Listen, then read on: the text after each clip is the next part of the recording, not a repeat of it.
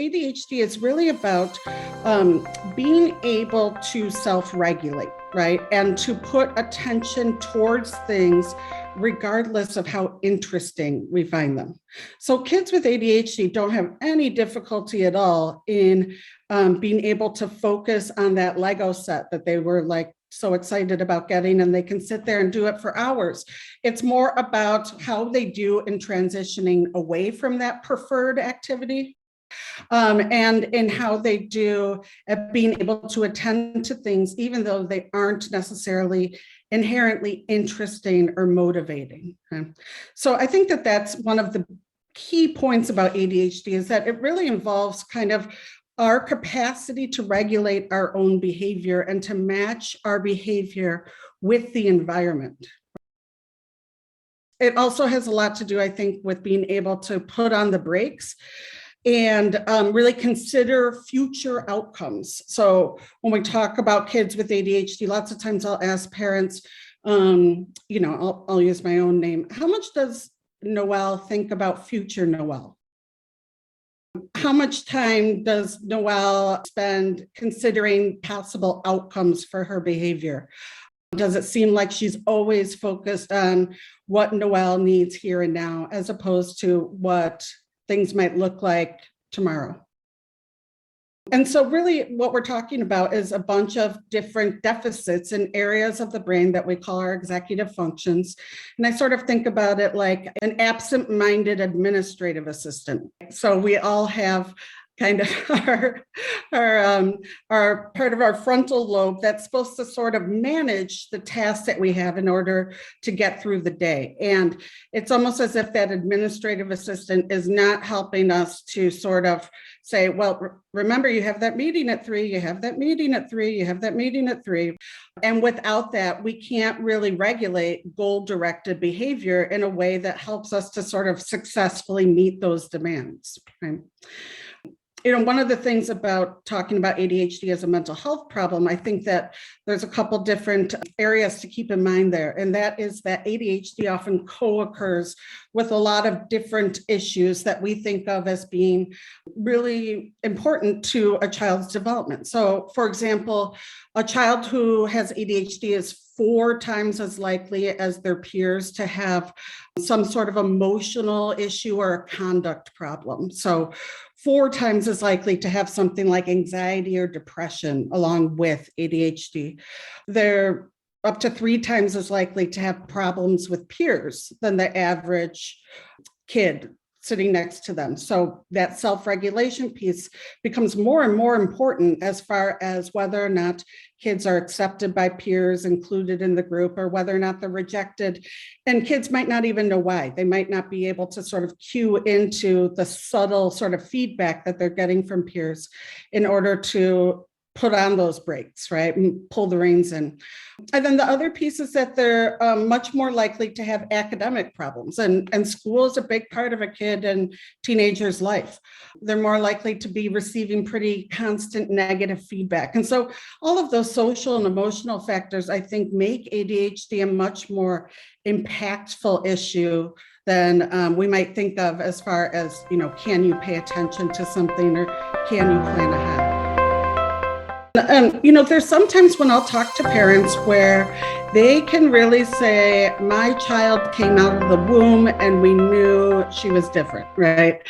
Lots of times babies who end up having ADHD will be more active, more irritable, more temperamental, harder to soothe. Those are the types of things, that we'll see in really young kids. I think, though, for most people, ADHD symptoms tend to be most commonly observed or eventually diagnosed during the first 2 years of formal schooling, right? So even in preschool, you might start to get some calls home, right? Noelle had to be sent down to the director's office today because she couldn't respect her friend's personal space, things like that. Also, you'll hear things like, it's like she's driven by a motor, right? Where it's just like sort of impossible to contain a child. And that's really what we see at those younger ages. But then when the demands of formal schooling increase, right, all of a sudden a kid is being asked to sit in one spot for hours at a time and to do things that are legitimately hard for them to pay attention to something that maybe they're not interested in for a long period of time. Maybe a kid really loves math and they do great at that, but then they sort of check out when reading comes along, that sort of thing. And so I think that one of those things that you want to be looking for, paying attention to, is that if your teacher is bringing up concerns, really take those seriously. And lots of those things tend to look like either difficulty with just sort of getting through the classroom routine. It's November and they still don't know where their coat goes, or difficulty being able to sit and complete work independently for any length of period of time, that they're a kid who really needs constant sort of one-on-one attention and encouragement and goading and breaking tasks down into smaller steps. That's something I would pay attention to too.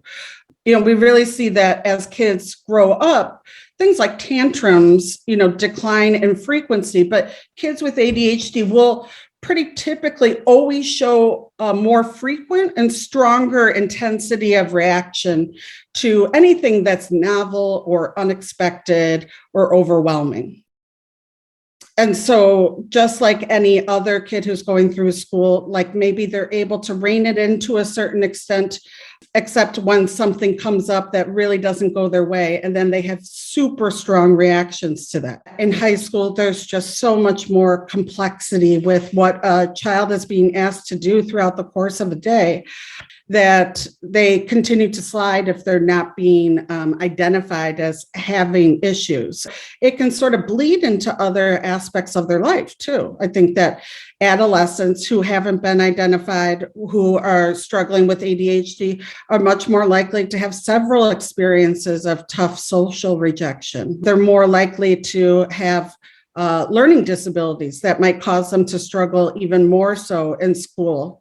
And then there's also just the piece about having negative feedback and the compounding impact of that. So if you have two kids and one of them is super on top of things and always getting it done, and the other kid is always falling behind, they're going to sort of feel like, and probably they'll have a pretty accurate perception that they're getting a lot more negative feedback from adults in their life.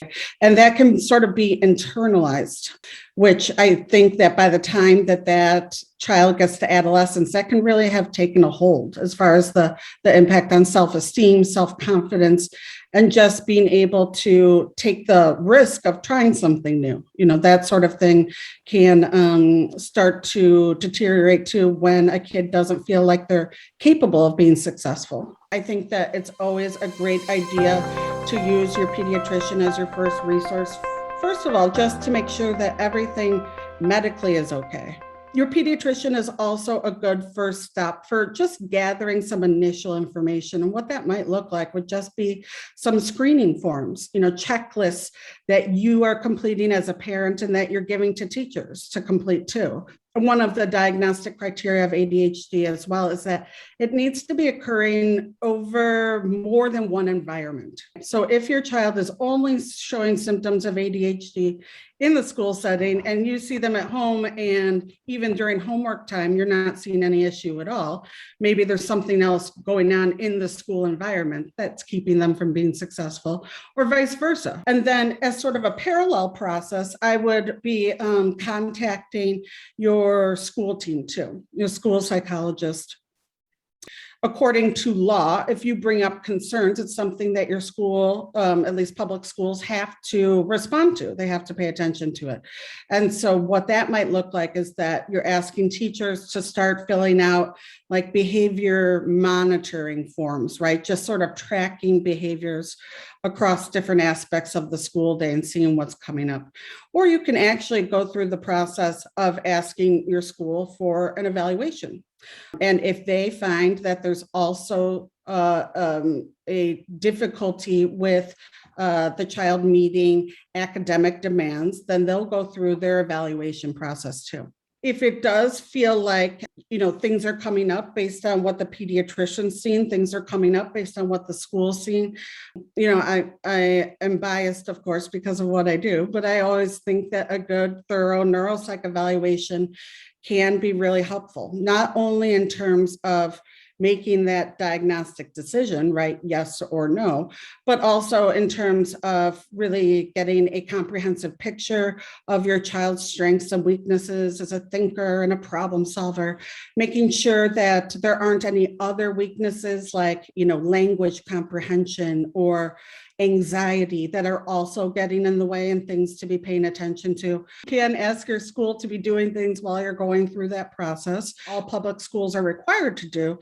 is to move through what's called tiered interventions, regardless of whether or not they've been identified yet as actually needing formalized special education supports. You are asking the teacher to help them out with breaking down writing assignments a little bit more at the end of the school day to give them a better idea of where to start, right? Or some of those informal things might be that your student's desk is always front and center in the classroom. Those kind of subtle environmental changes that can be made in order to help a kid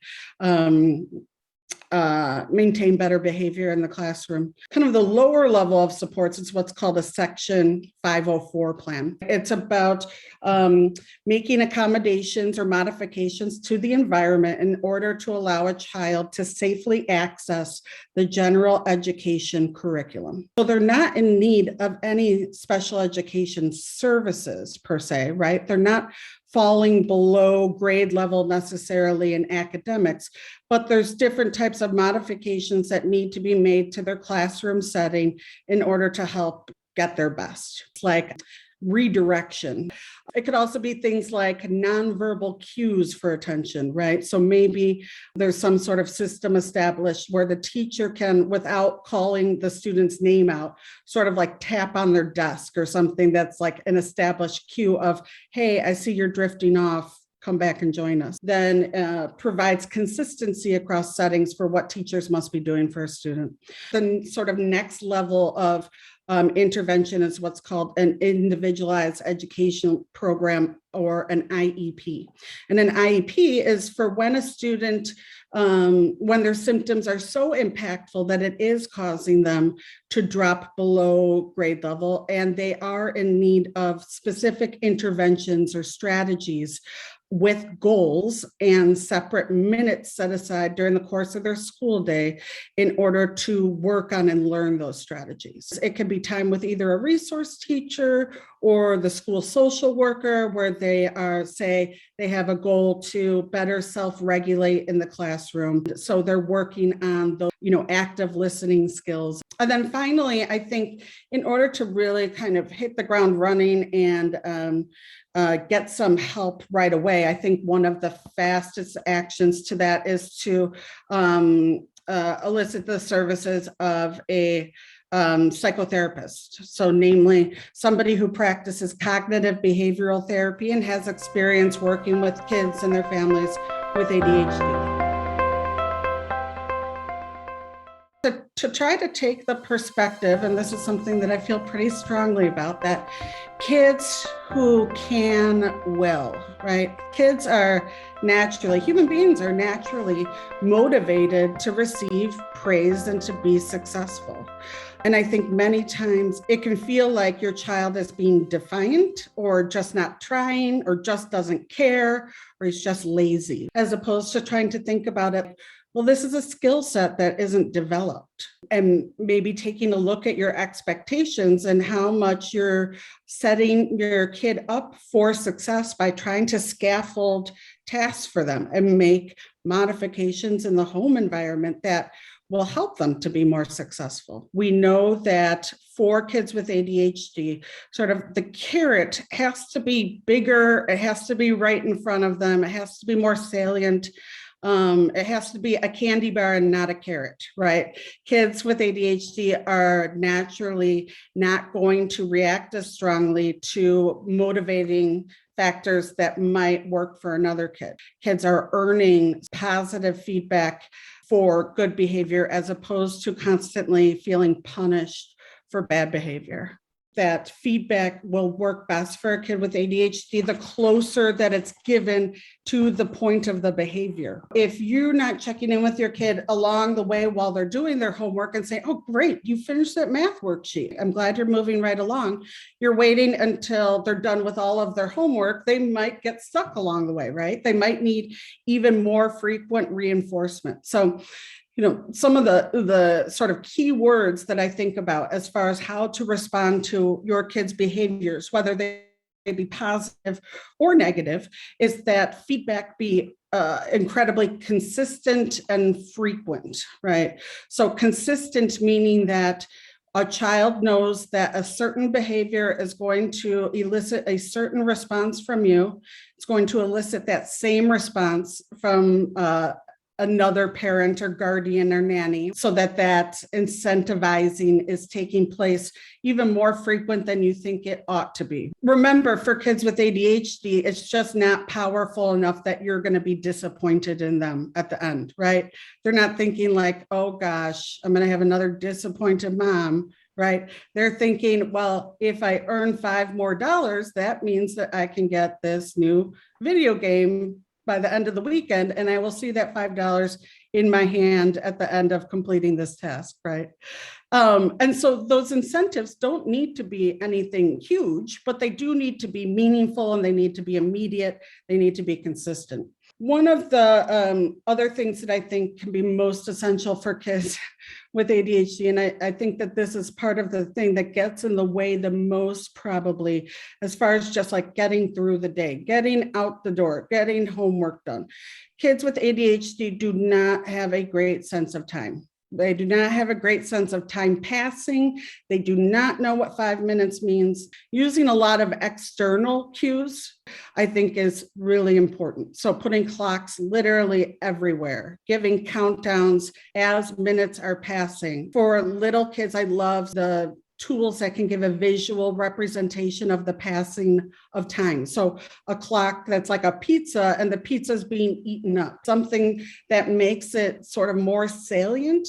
And then in that same way, and I think that this is one of the hardest things for parents of kids with ADHD, but is trying to be in a place where you can plan ahead too, right? So that you are creating a structure where kids can have certain expectations of like, it's Wednesday and this is what happens on Wednesday. So really setting up those expectations and that structure in advance, I think, can be really helpful and sort of prevent a lot of conflict that comes up when you aren't giving those updates in advance of what your expectations are.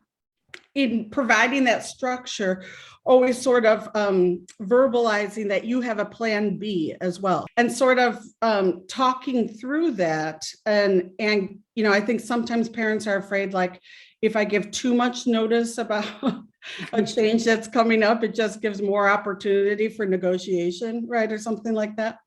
But I think that again is where that consistency comes into play too, where you have to, sort of say, well, this is the way that it is. I want you give you some time to process that, but it's not changing. Like, that's the way it is. I think what makes it so hard too sometimes is that there's a pretty big genetic component to ADHD, right? And so usually the apple is not falling far from one of the trees. And so then you're talking about a parent who might struggle with the same things that their kid struggles with, right? And that could be even more painful, I think, when you think back to like, oh my gosh, I remember trying to write my term paper junior year, and it was miserable. And I think that the instinct in that sort of situation too can sort of be to like step in and solve problems. And that's another hard balance to maintain, right? Is like, how do we learn through this, right? How do we both like sort of hone our skill set in this situation where there is room to approach problems and frustration with curiosity and empathy, right, can be just enormously powerful if you're not immediately coming down on a kid, but saying, help me understand what's getting in the way.